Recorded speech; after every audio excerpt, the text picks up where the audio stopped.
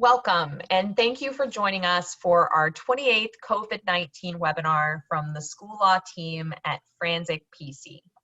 I'm Jackie Wernz, your host for our webinar today.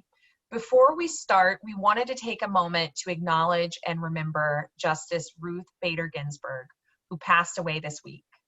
As an all-female attorney panel, we are particularly aware of the role that RBG played in advancing women's rights and being a role model for us. This week's webinar is Leadership in the Time of COVID, in which we will be talking about all the new ways in which superintendents, principals, teachers, all of you are navigating your districts through this unprecedented time. We are delighted to be joined by two of our superintendents, Nick Polyak, Superintendent of Leyden School District 212. Welcome, Nick. Thank you very much. And Mike Lubelfeld, Superintendent of North Shore District 112. Welcome, Mike. Thank you so much. It's really a pleasure to be here with all of you today. And congrats to Mike and North Shore District 112 on the award of a blue ribbon to Indian Trail School. Thank you so much. I really appreciate that, Jackie. Right now, I'm in an office out of the library at Indian Trail. The staff knows we were nominated. They don't know we won unless they're watching the webinar. But right now on the big screen, they're announcing the schools. They're in California. So when it goes to Illinois, I may just pop my head out of the window. But thank you. We're very proud. It's the first time in 33 years our district has a school that's a recipient of this honor. Thank you. So cool, and I'm sorry for the spoiler. I should give spoiler alerts. No, it's okay. It's all good. Okay. We are also happy to have all of you in the audience here with us for the next hour, and thank you so much for joining us today and for submitting your questions during registration and during the webinar. Please use the Q&A function as always at the bottom of your screen to submit questions, and we will do our absolute best to cover them all. Today on our panel, we are also pleased to have our regular panelists, Nicki Bazer. Hey everyone. Jennifer Smith. Hello. And Shelli Anderson. Hello.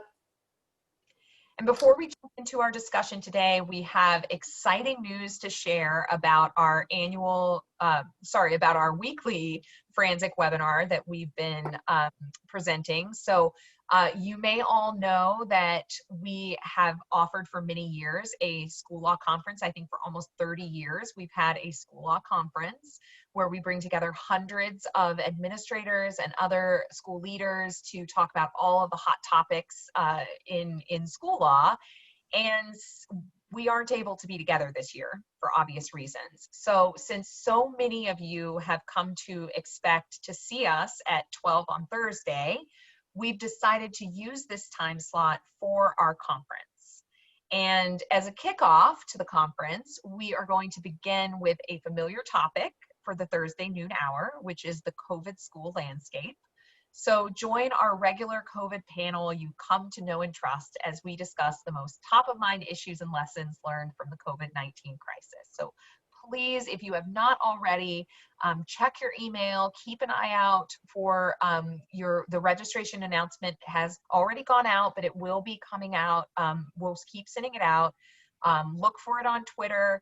And get yourself signed up because we are very excited. We have a great bunch of topics that we're covering on a lot of different issues. And as always, if you find yourself looking for more information or if we don't get to your question today, please feel free to reach out to any one of us, and always check out our website at franzik.com where you can find lots and lots of resources both on COVID-19 but also on a myriad of other school law issues. So please take a look. All right, so with that, let's jump in. Mike and Nick, let's start with you describing your districts to us and your current learning situation. Are you remote? Are you in person? And how you got there.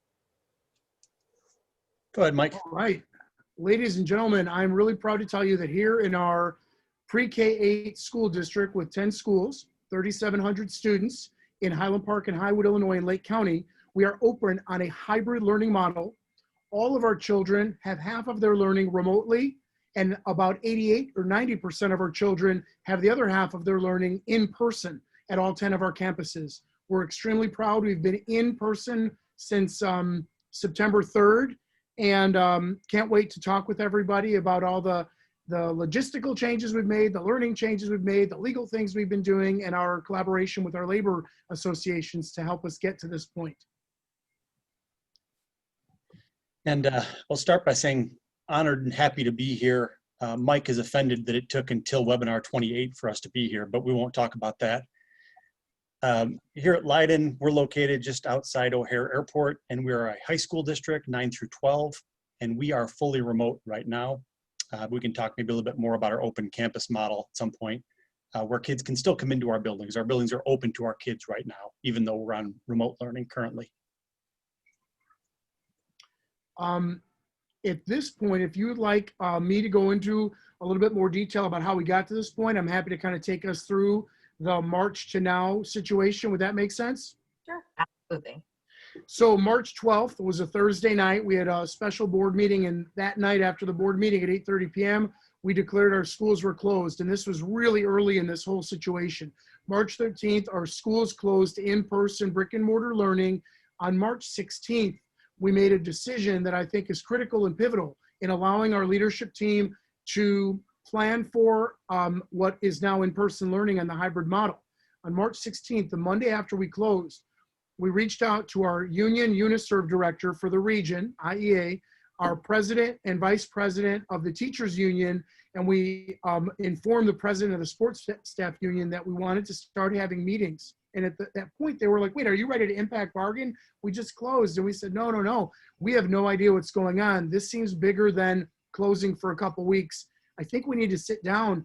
It turned out to be the pivotal, step that turned us into a collaborative labor and management operation. And we talked, we argued, we went back and forth, we pushed back, we listened, we really understood each other. And it yielded about 5 memoranda of understanding, from that March 1st meeting down to August and September. And it also yielded labor participation and leadership on the return to school planning team and committee. We had a steering committee with both presidents, and we had 4 work teams that had members of the union executive board on there, as well as support staff and nurses and maintenance. And together in a collaborative, really intense process, we identified guiding principles, safety, learning, and communication, and we articulated what would it mean for full in-person. Back in June, we still thought that could happen. What would it mean for all remote? And what would it mean for hybrid, which is what we had? And we stayed focused on our vision.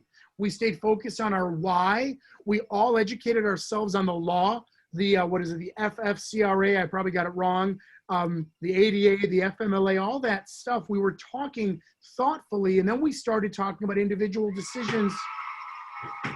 The Indian Trail faculty just learned that they're the first school in 33 years in District 112 to be awarded a National Blue Ribbon.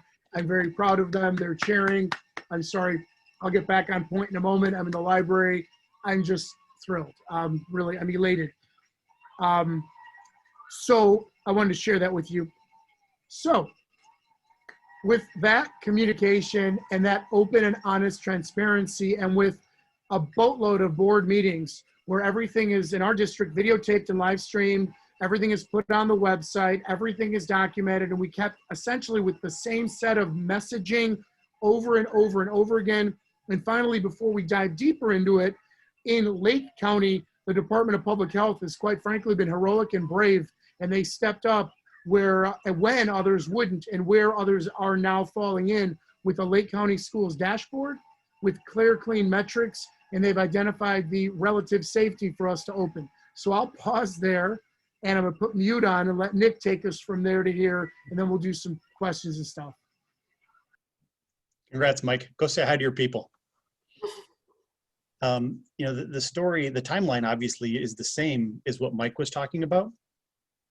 And we were trying to wrestle with how do we make these decisions for high schools that have thousands of kids in them, that crisscross in the hallways during passing periods and sit next to 7 different groups of kids in 7 different classes throughout the day. And really, start to do the math on that, and it gets really complicated to figure out how to open. And so we also kicked into gear with committees. We set up 4 working groups. Broadly, they were working on logistics, teaching and learning, student and family supports, and then safety and equity.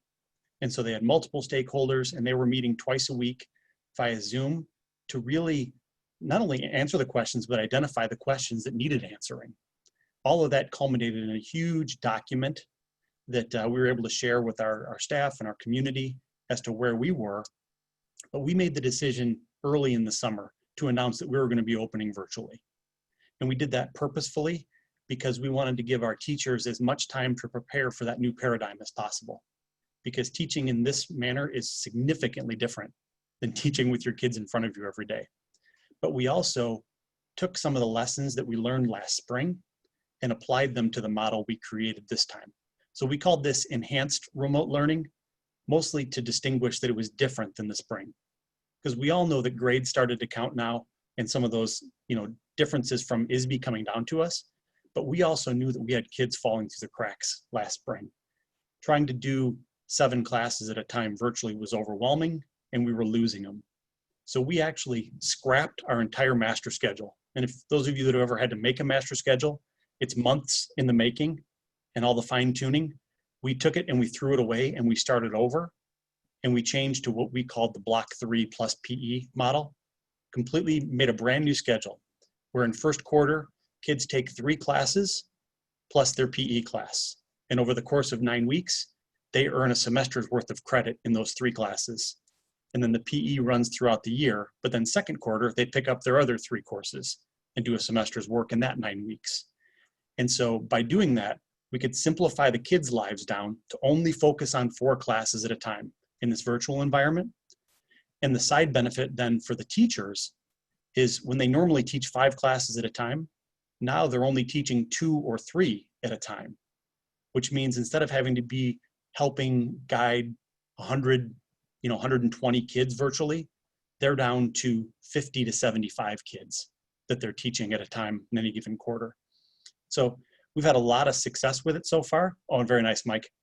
And I think the design was a big win for us. And I give credit to Dr. Mike Mandarino here for really rethinking that whole idea for us to do school differently this year. Nick, when you said that you decided early on, I have to imagine that really helped in terms of working with your teachers as to what their expectations were going to be. I think that's so key, the idea of making sure they had enough time. I think we often think of the families and what decisions they need to make and how they have to prepare, but really allowing your staff as much time to prepare as possible for what needed to be, better than the spring. I think that's such a smart thing to do. Yeah, but no fault to any of our colleagues. Some teachers found out they were going to be virtual, a week or even days before it started. Mm-hmm. By giving them a month and a half of run-up, our instructional coaches were able to create tutorials and frameworks so that the frameworks that the teachers provided had some continuity so that parents and students knew what it all looked like and there wasn't high variance to it. So yeah, it benefited our staff and our students and parents, I think, by having that time.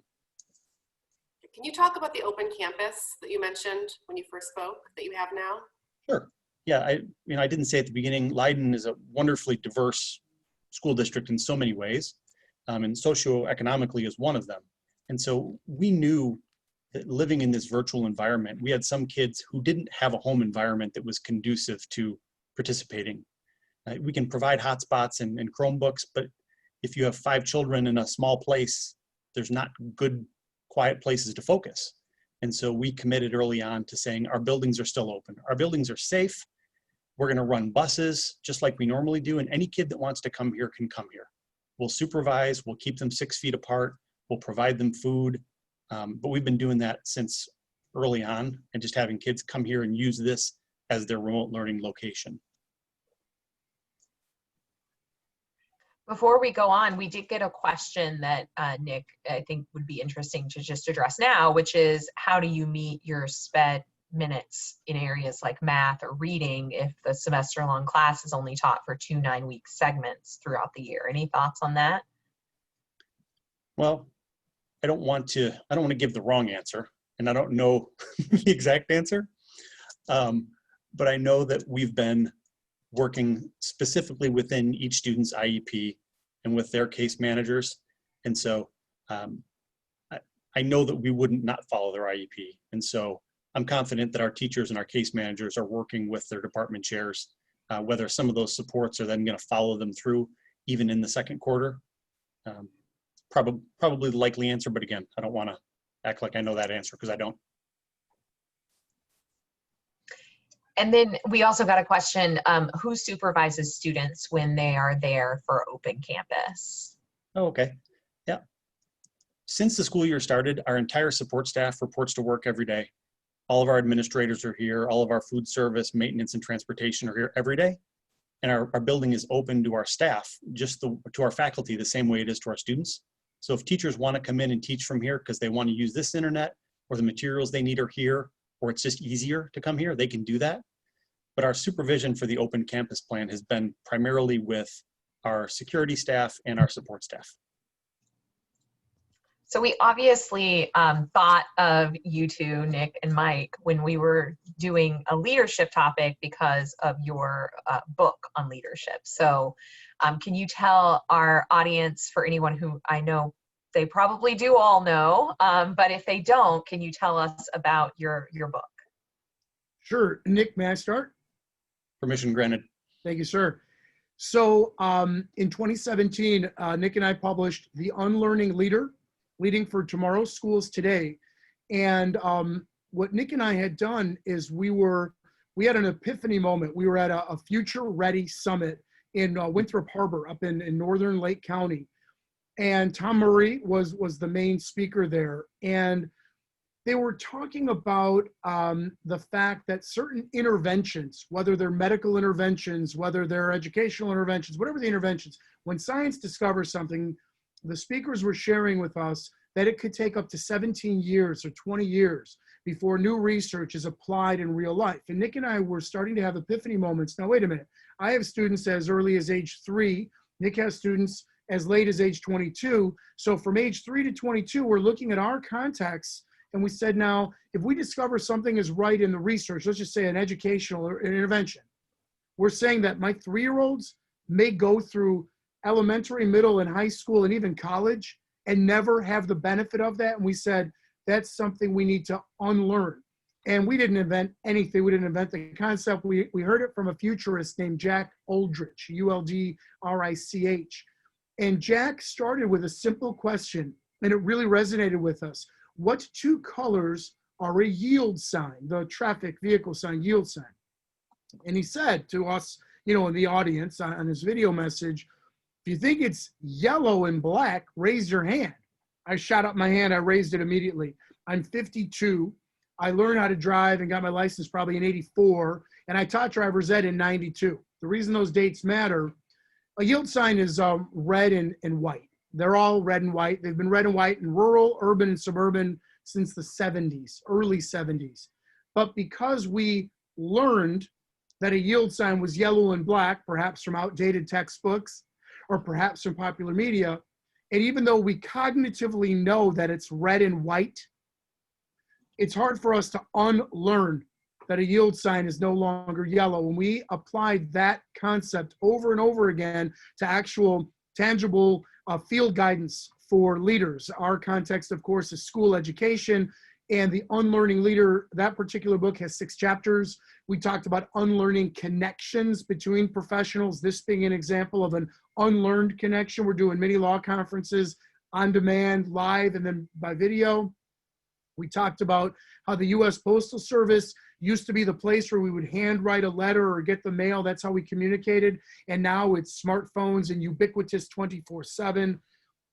We also talked about how to lead change and not wait 17 to 20 years for an intervention that we know is right to be implemented, because children have but one opportunity to complete whatever grade they're in. Nick, how's that for sort of a tee up about what the Unlearning Leader, Leading for Tomorrow's Schools Today is about? Boy, if that's the tee up, we're going to need a couple more hours for this webinar. If I can take what Mike just said and condense it down, we as human beings are really good at learning new things. we're really bad at unlearning things that are no longer true to make room for the new ideas.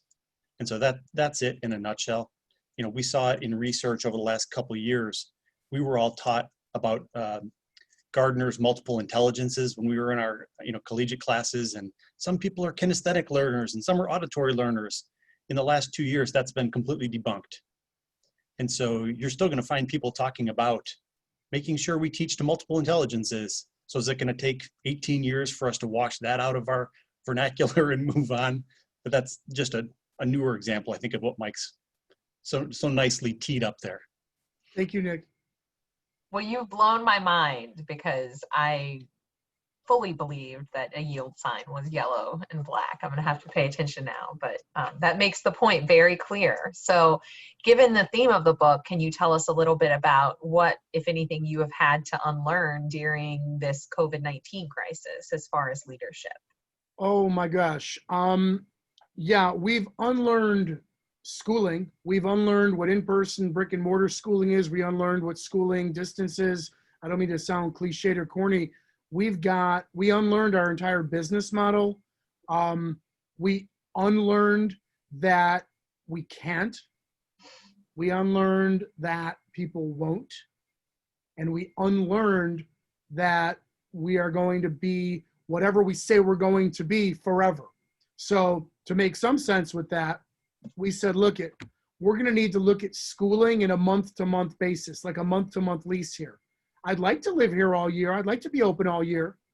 I don't know if we're going to be. I'd like to tell you the learning models that we've created are K-5 in-person virtual, our K-5 virtual, our middle school in-person virtual, and our middle school virtual are right. I'd like to tell you it's the best thing in the world and it's going to be great, but I can't because I don't know. So I unlearned that the plan we have is going to make sense. And I unlearned that you can communicate too much because you can't.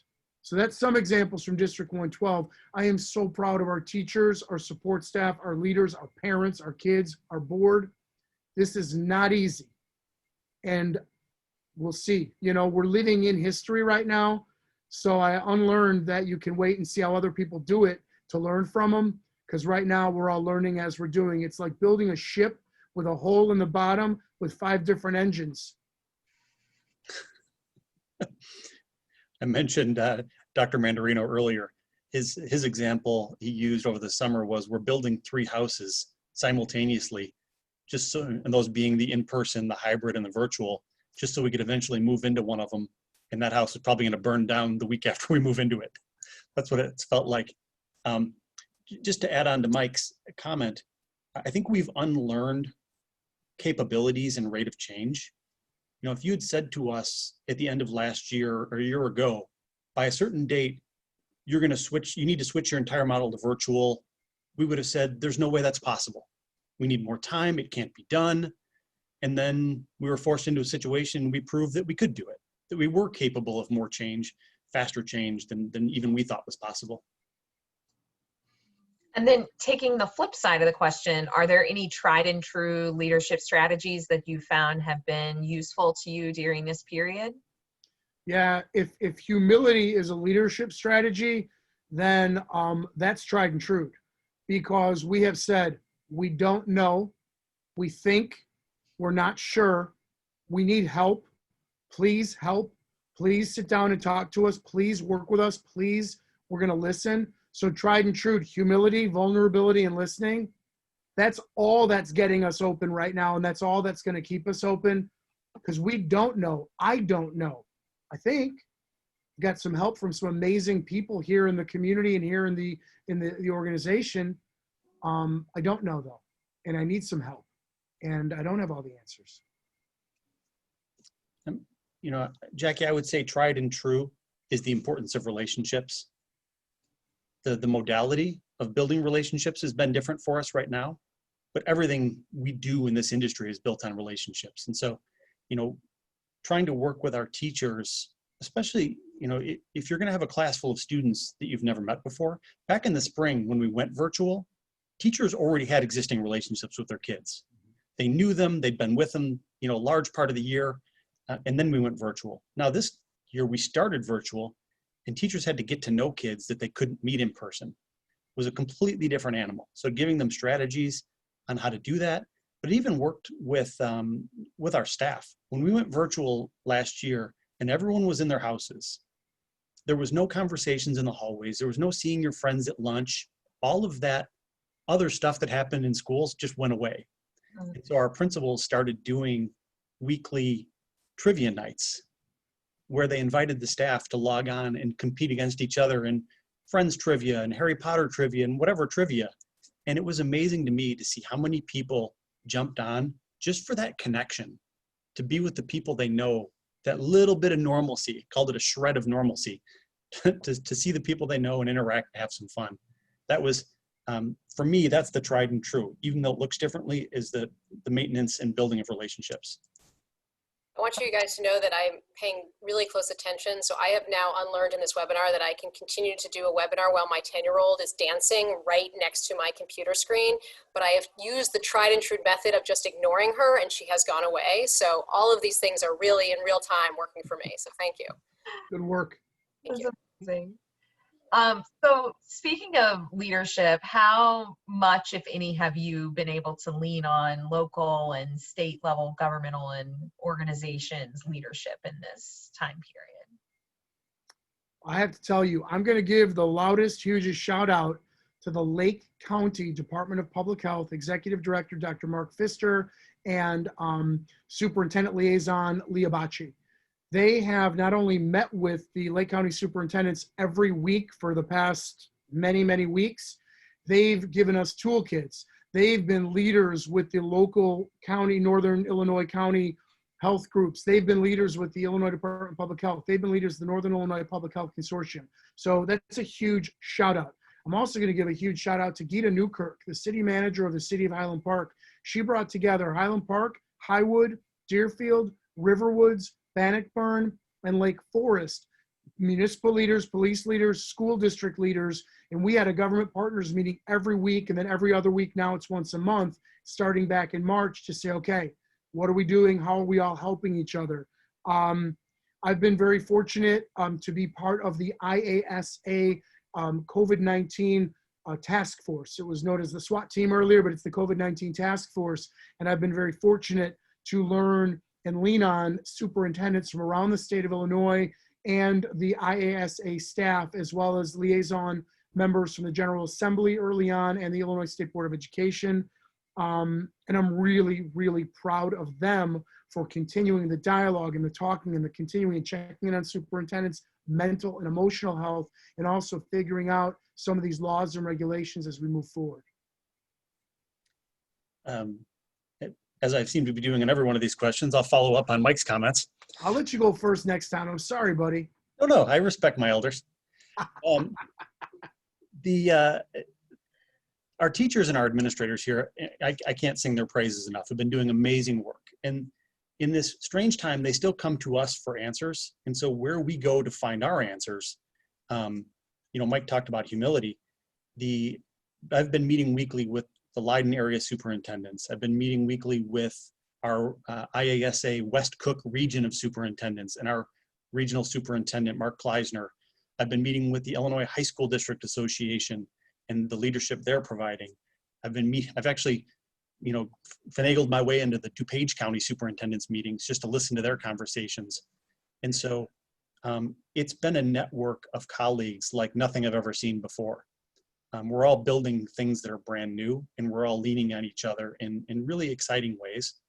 Because if any one of us tried to just lock our office door and figure this stuff out here, it's not going to work. And so that's been the magic I've seen, is the collaboration.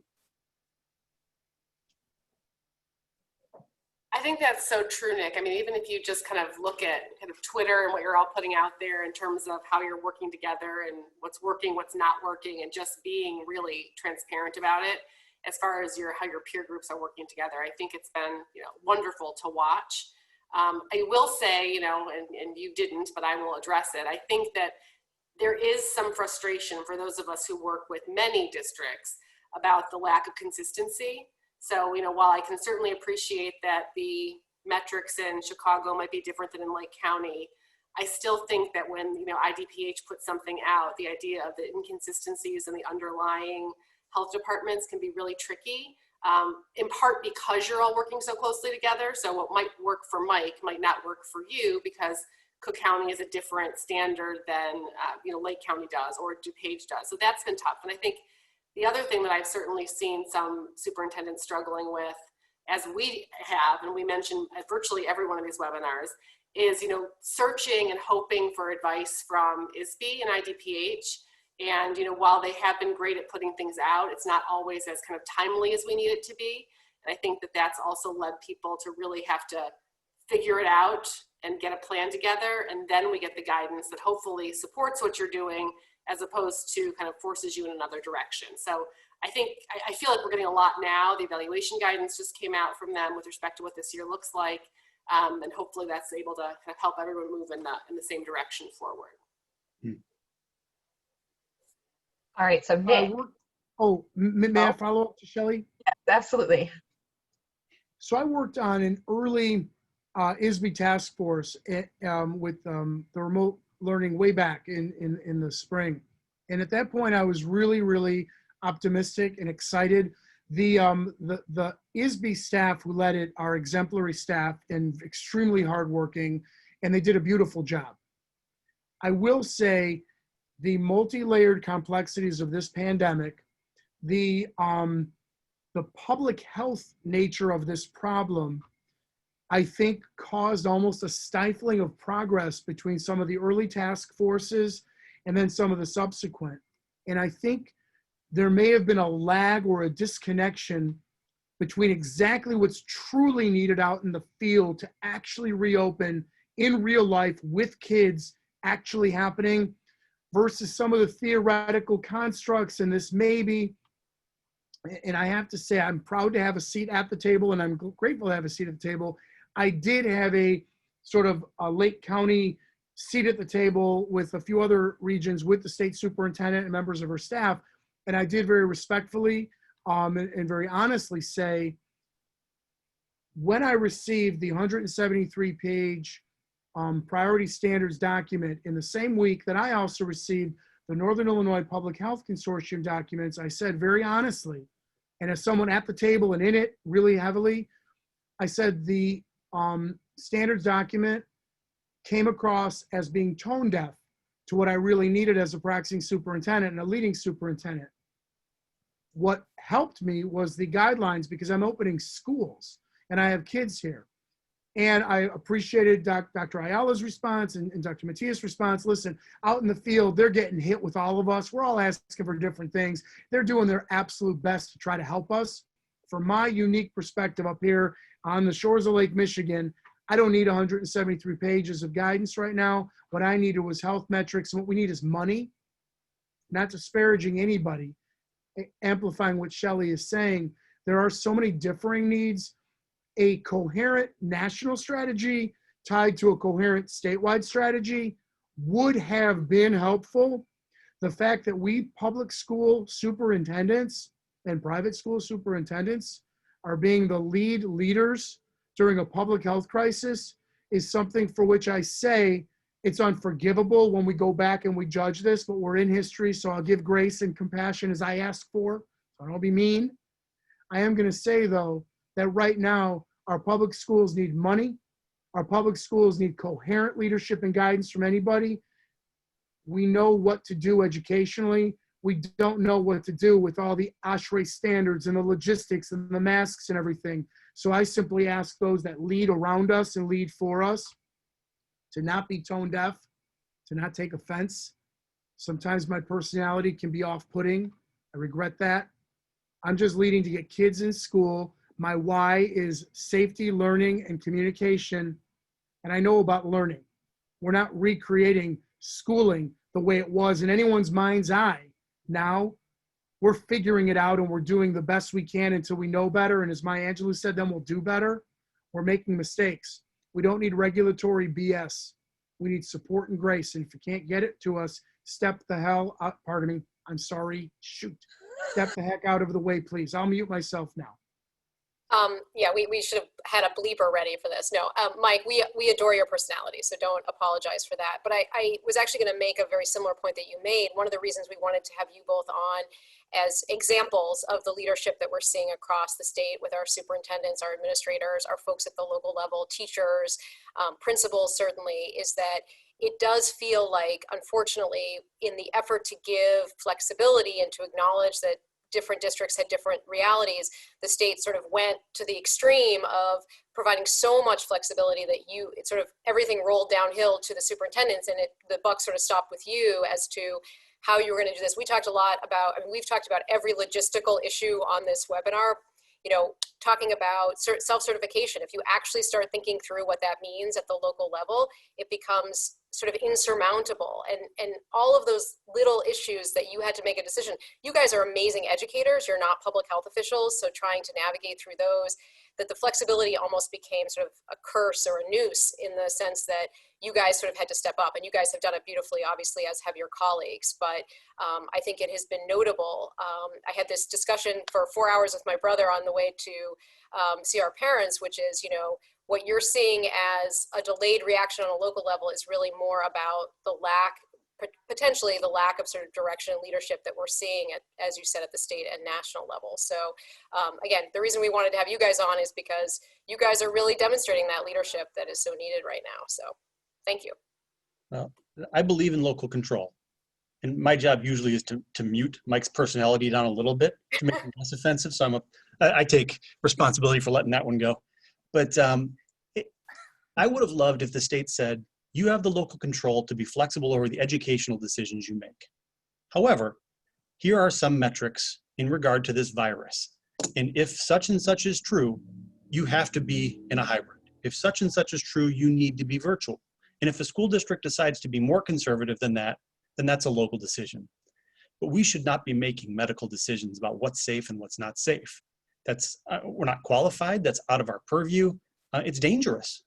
And so give me the flexibility and local control over education and the ability to be more conservative, but they should have put some boundaries, and it happened in other states. So when I had our meeting with Dr. Ayala, I said, it's happening. I can tell you the states where they have metrics. We can use their metrics. So that was the frustrating part for me. I'll stop.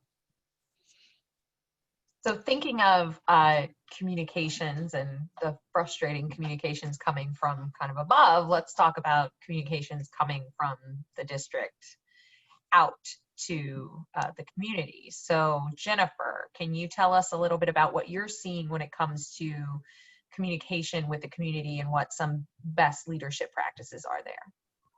Sure, and this maybe goes to some of what you were talking about, a lack of direction from above leads to confusion maybe in the individual communications. And to take a specific subset, if we look at special education and what's required for FAPE, I mean, and then the question of whether in person, we got this guidance, prioritize special education for in person. Well, what does that mean? What does that mean relative to FAPE? What does that mean relative to when you're communicating and setting expectations? If there's an expectation for parents, so some parents who saw the guidance that said they were going to be prioritized. So what communication are they expecting then? What does that mean? I think that some are dealing with a myriad of challenges that all flows out of we have a system based on individuality for special education students, but yet we have a global health crisis, and that's, so, I had a discussion about with one hearing officer recently where she said, well, you have to demonstrate that opening the school would have been dangerous for this one student. And I was like, I mean, imagine that if you did that a student by student health assessment and then that doesn't even make sense. And one director at a school told me it's as if the school's on fire, but you want me to decide for each individual student whether sending the student into a school on fire is okay. So I think that we're still really struggling with, and districts have really taken up the challenge here, and they are trying to communicate student by student, family by family, but there is a challenge in you're communicating with your whole school community, and then there's all these subgroups, but without confusing anyone, because they're getting, you know, you're going to get this email that says one thing, but then you're going to get another email maybe that says never mind about that prior email, and then parents are searching their emails trying to remember, you know, so we're really still in a confused state, and I'm not sure that I've seen a perfect strategy for that, other than some of these do require actual phone calls with people, you know, and ability to clarify, and not just get clarification from student parent communities that are upset, you know, but for you to still be kind of the driver of the communication and the clear voice. I've seen some good strategies from school districts where they're very they're very on top of, oh, when we see some misinformation out there, let's get out in front of that really, really quickly, because that we have seen that spread and cause a lot of problems. So I guess those are my thoughts on communication. I don't know if you guys have experienced any of those flare-ups of miscommunication or confused communication. Yes, but I'm not going to go first, Jennifer. I'm going to ask Nick to please go first so I can follow his outstanding commentary. Well, thank you, Mike. I think when it comes to communication, what we found is that people just appreciate regular, genuine communication. Even if we don't always have huge, big updates to make or, you know, monumental announcements to make, I've been trying to, and I'm not a great video editor by any stretch, but I am able to turn on the camera on my computer and talk to the webcam and upload that to YouTube and send a link, right? And so just to take the time once a week, every 2 weeks, and just send a message out to the staff. It was me and my voice. You know, you can pick up my inflections and hear me, see the emotion of it all, has been really important to our community, because it goes back to the relationship and connectivity we talked about before, but also just a wide open transparency. This is the data I'm using. This is the decision I made and how we got here. If it's not the right decision a week from now, I'm going to make a different one. But doing that for our parents and our students and our faculty and staff, and also doing town halls where we invited our students and our parents in multiple languages. We did English and Polish and Spanish to have access to all of us and our administrators where they could come in. I think has been really important for us. Nick, that was brilliant. And I hate to follow it. I'll tell you this. Here in our district, I don't know the meaning of over communication. Now that's good and bad.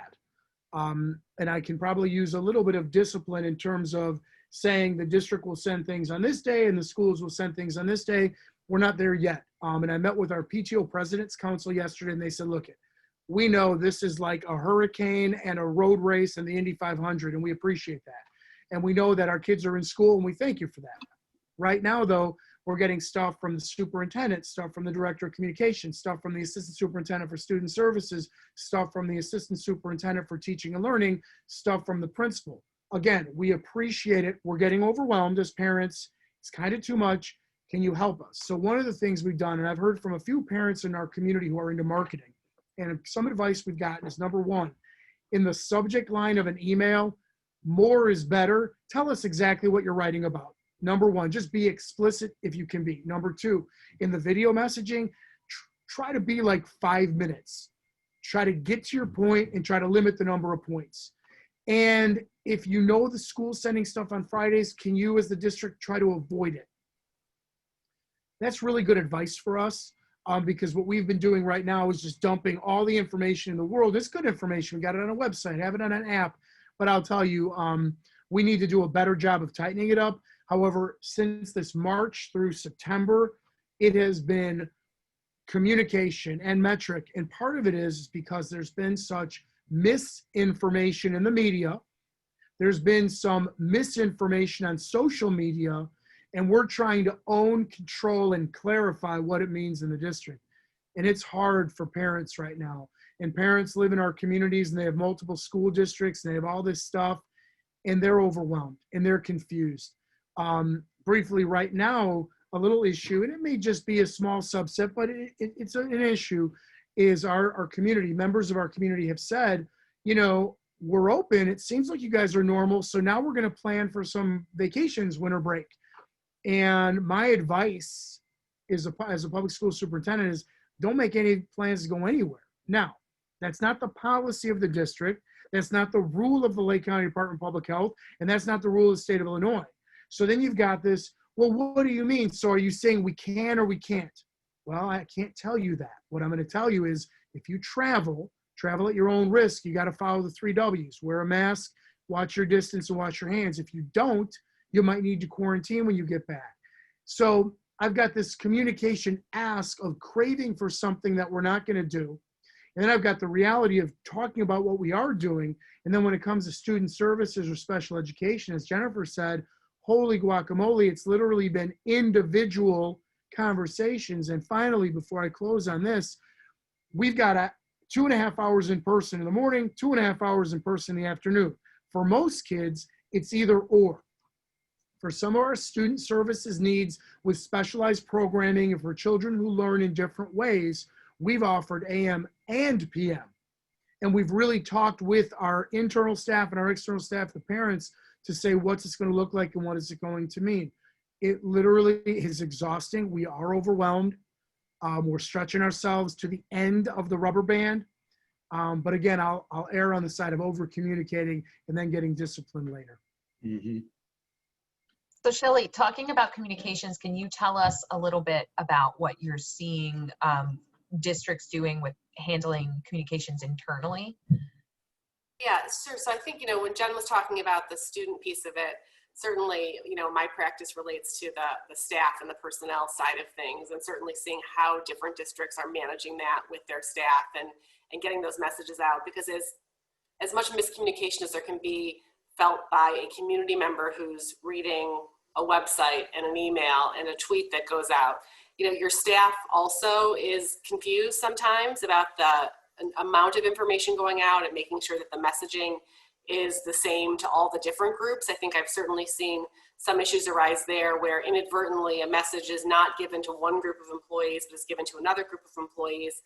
I also think just being as transparent as possible with your staff about what's going on, even if you don't have all the answers, is something that I've seen that has been successful, to be able to say, I don't know the answer to this yet, but I do know the answer to this, as opposed to waiting to say, we're not going to put out a message about, what it's going to look like if we reopen because we don't have all the answers yet. And really being comfortable with being able to say, I don't know the answer to that particular part of it yet, and still making sure that you're putting out the same information to everybody as soon as you can, so people can feel as comfortable as they can as to what you're doing and that you're there. I think the connection and communication pieces go together. And for, what Nick was talking about is just being the face and the voice of the district at a regular basis, because, we all are so far apart, and making sure that we still have that connection piece back to the school, I think is so critical. So Nick and Mike, how much do you share when you have a positive COVID case? Oh, well, funny you should ask. And Nick, is it okay if I start? You may. Okay, I just want to make sure it's okay. So we share it all, but I'll give you a little anecdote. On September 22nd, we had a board meeting, and I reported after 4 weeks of school, we had 1 positive student case at that point, and we had 0 adults from September 3rd through September 22nd. And then what was yesterday, September 23rd? So we got word that a 4th grade student at one of our schools had tested positive. And then we started our communication protocol. The assistant for student services handles everything related to students. Our deputy superintendent handles everything related to staff. We assembled our pandemic management team, we physically spaced, and we prepared our communications thanks to a template from the Lake County Department of Public Health. We identify the school, we identify the grade level, we give information if we have it, like the last date of attendance for this child happened to have been last Friday. And we have this form letter. We send it to all staff in the entire district. We send it to all parents in the entire district. We translate every communication from the district in English and Spanish. Then yesterday, our director of facilities operations transportation came in because we had called him in to talk about specific cleaning last night with electrostatic. He said, hey, we've got another situation. I said, really, at that school? And he said, no, something else happened. I said, oh, well, let's hear it. Then he said, one of our subcontracted employees that does some cleaning work, an adult, tested positive. Huh, okay. Well, which school? Okay.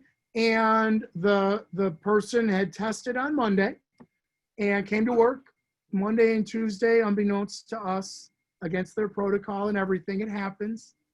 And then yesterday morning, let her supervisor or his supervisor, it's a man or a woman, we don't identify gender, let their supervisor know that they tested positive.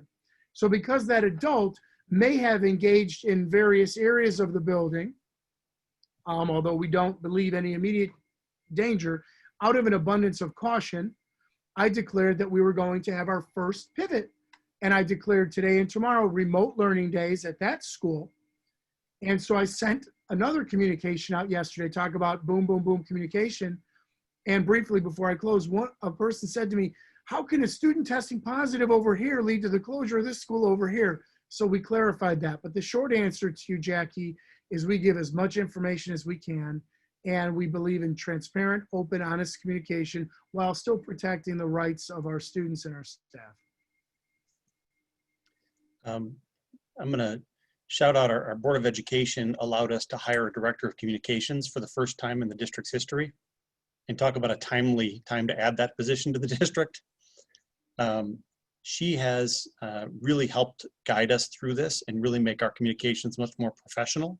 But when it comes to positive cases, she has test letters ready for us to drop information in when we need it, customize, and get those out as quickly as possible.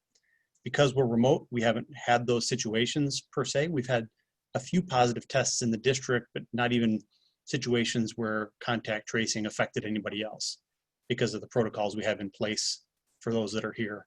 So we're ready for it, but we haven't experienced that piece yet.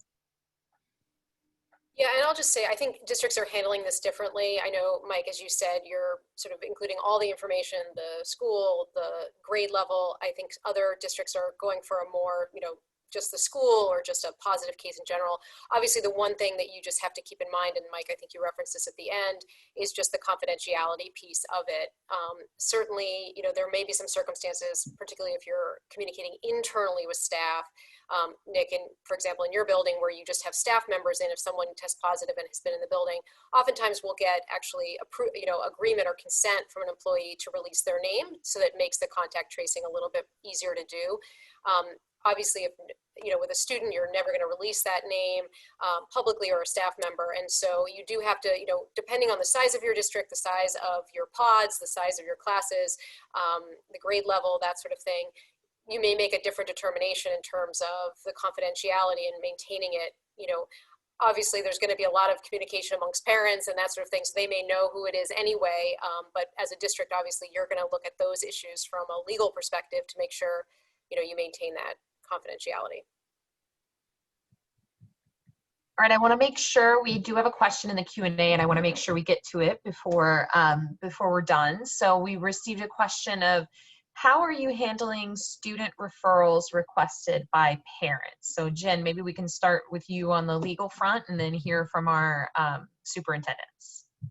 So there is no change in the legal obligation to respond to referrals. So that means whether it's a 504 or an IDEA referral for a case study, still obligated to do it. I mean, some things that I've seen as far as differences, as far as how people are handling it, at times, districts have really thought about what capacity they have to do testing remotely if they're in a complete remote scenario, and really thinking about what information do we need to answer the questions that are required through a referral process, and if we can't get that remotely, just confirming that it is truly needed, necessary information. Some districts have looked, there are private evaluators that are still able to do more assessing in person, so relying on some private resources at times. And I guess the other thing I'd flag more on the 504 side is I've seen a lot of mask exemption requests that are sharing information that we need to, as a child find perspective, flag for a 504 referral, even if that's not how it's articulated as a request for a referral, but we're getting for the first time some information about the health of our students that is different than we had before and needs to flag our 504 process. So I don't know, do you guys have anything to add as far as how you're implementing those issues? We're doing exactly what you said, exactly how it's been done. All of our staff are on campus, and we're doing everything individually and in person if everyone's comfortable and safe to come in person or remotely. Yeah, I think when the questions come to us, we pick up the phone and we call Forensic and say, could you help us navigate this in our current reality? Because we don't want to do it wrong. So gentlemen, you both work with very capable teams. How have you delegated responsibility and motivated your teams to keep going in this time? Go ahead, Mike. I'll let you start us off. Okay, so I want to make sure I've got permission. I've got an amazing team, and I'm lucky and I'm grateful to them. We have sort of parsed out our own unique areas of expertise and really made sure that each person has the resources they need, whether it's physical tools, whether it's double computers, whether it's access to legal counsel, whether it's a professional association, whether it's a consultant. We have been getting the right tools to the right people.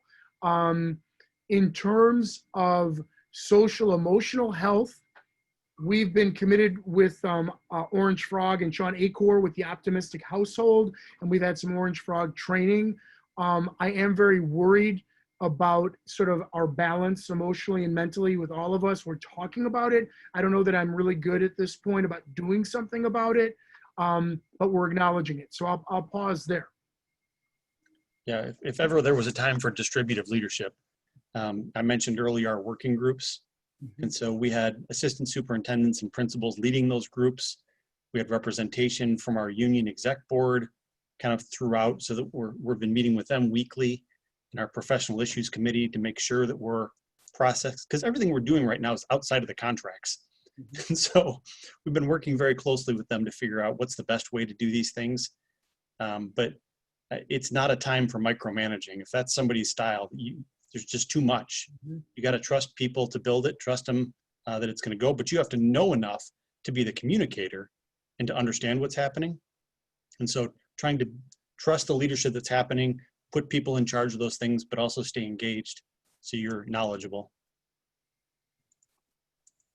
Well, thank you so much, Nick and Mike. Thank you for joining us. It's been a pleasure. Really honored to be with you. Absolute pleasure to see you all, and thank you. Thank you. Yeah, thank you for doing this. Not for having us, but for doing these for everybody. These are so helpful. We talk about these webinars in our leadership meetings and the topics you're covering. So it's timely and very spot on for what we need. Thank you. Yeah, thanks so much. We're very happy to hear that. And please remember, we're not going away over the next few weeks. We are going to be bringing you a lot of very exciting content. So please keep an eye out. Make sure you get registered. If you have any issues, you can always email us at covid@fransic.com and we can help get you signed up. And we will also be returning once we're done with our school law conference series of webinars. We will return with more COVID coverage unless COVID is gone, which seems unlikely. So please continue to send us your ideas for what you'd like us to address at covid@fransic.com. And until next time, take care, everyone. Bye, everybody. Everyone. Take care. Everyone.